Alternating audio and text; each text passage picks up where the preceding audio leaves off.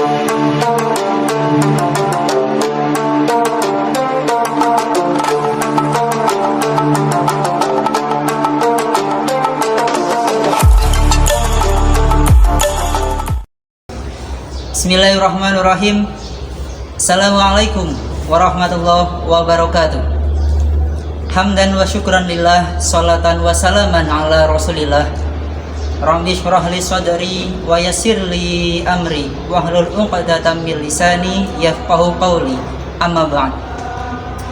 Alhamdulillah, pada kesempatan kali ini kita bisa bertatap muka kembali meskipun secara virtual dalam rangka kegiatan belajar mengajar pendidikan keagamaan di PMS Batang. Sebelum kita mulai, mari kita berdoa sejenak untuk keberkahan pada kesempatan pada hari ini. Liridhalillah syafaati rasulillah. Ilahi Nabi Mustafa sallallahu alaihi wasallam wa ala alihi wa azwajihi wa auladihi wa dzurriyyatihi wa ila sayyidina Abi Bakrin wa Umar wa Utsman wa Ali wa ila baqiyati sahabati ajma'in wa husan ila ruhi mu'allif hadzal kitab al-Imam As-Sanhaji. Lahumul Fatihah. A'udzu billahi minasy syaithanir rajim. Bismillahirrahmanirrahim. Alhamdulillahirabbil alamin arrahmanir rahim maliki yaumiddin iyyaka na'budu wa iyyaka nasta'in ihdinas siratal mustaqim siratal ladzina an'amta 'alaihim ghairil maghdubi 'alaihim waladdallin. Baik, kita lanjutkan pada sesi ini. Mari kita buka dengan membaca basmalah bersama-sama. Bismillahirrahmanirrahim. Baik anak-anakku, sebelum Bapak mulai bab pertama, pada pertemuan pertama kali ini kita bahas tentang sejarah ilmu nahwu. Bapak akan bercerita, maka dengarkan baik-baik. Pada suatu ketika hiduplah seorang ayah yang bernama Abu Aswad Ad-Dauli.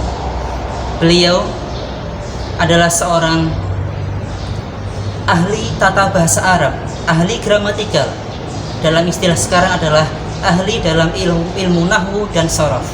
Dan beliau mempunyai seorang anak, seorang remaja.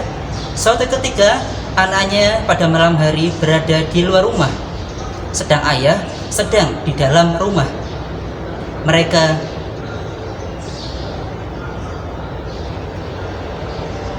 tidak dalam satu lokasi karena ayah di dalam rumah dan anak di depan rumah. Kemudian seorang anak tersebut mengatakan dengan kalimat seperti ini, Ma ahsanas samai, Ma ahsanas samai. Secara terjemahan artinya adalah betapa indahnya langit itu. Karena ma di sini bukan sebagai kata tanya, melainkan sebagai af'alu ta'ajub yang berarti betapa. Kemudian sang ayah karena berada di dalam rumah agak mendengar kurang jelas, sehingga sang ayah seakan-akan mendengar kalimat seperti ini, Ma ahsanus sama, yang artinya adalah apa yang paling indah di langit itu. Maka secara sontak sang ayah menjawab an-nujum atau nujumun, yang berarti bintang. Kenapa sang ayah menjawab bintang? Karena secara teori terjemahan anak tersebut mengatakan apa yang paling indah di langit itu, maka secara sontak sang ayah menjawab bintang atau bintang-bintang.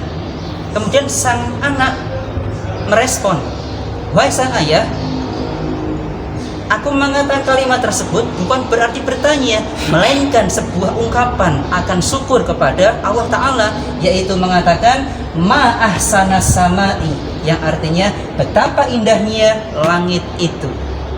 Nah, perbedaan pada kalimat pertama dan kedua adalah satu hal saja, yaitu pada lafadz ahsan. Yang pertama ahsanu domah, yang kedua adalah ahsana fathah. Maka satu harokat saja beda bisa mempengaruhi arti. Misalnya ada lafadz dzakaro, dzal kaf, dan ro. Yang pertama bisa bermakna dzakaro, artinya mengingat. Yang kedua berbunyi lafadz atau huruf dza, ka, dan ro, bisa berbunyi zikir, yang berarti mengingat kepada Allah, berzikir, misal bertasbih, kemudian tahmid, takbir, dan lain sebagainya. Tapi maaf, ketika bermakna lain, huruf dzal, kaf, dan ro, maaf, bisa bermakna zakar. Maaf, tidak saya perjelas. Artinya dengan satu kata dzal, kaf, dan ro, saya tulis di sini dzal, kaf, dan ro, bisa minimal 3 kemungkinan. Pertama adalah dzakaro, mengingat, sedang mengingat, menyatakan fiil. Kedua adalah zikrun, yang menyatakan berzikir kepada Allah, mengingat kepada Allah. Tapi yang terakhir, maaf, sedikit agak kurang sopan, bermakna dzakar.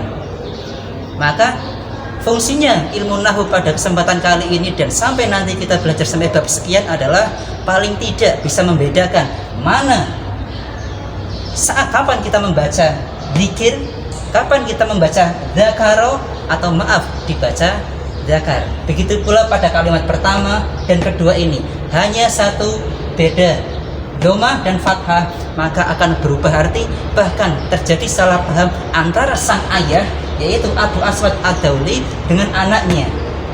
Begitulah kurang lebihnya sejarah awal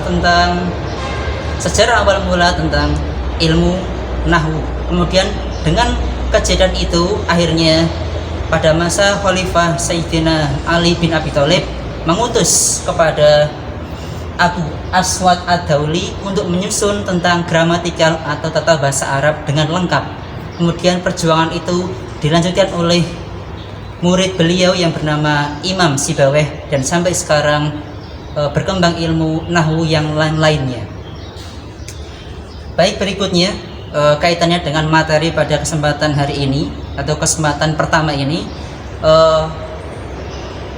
berkaitan dengan materi nahwu yang akan kita bahas pada pertemuan berikutnya, insya Allah.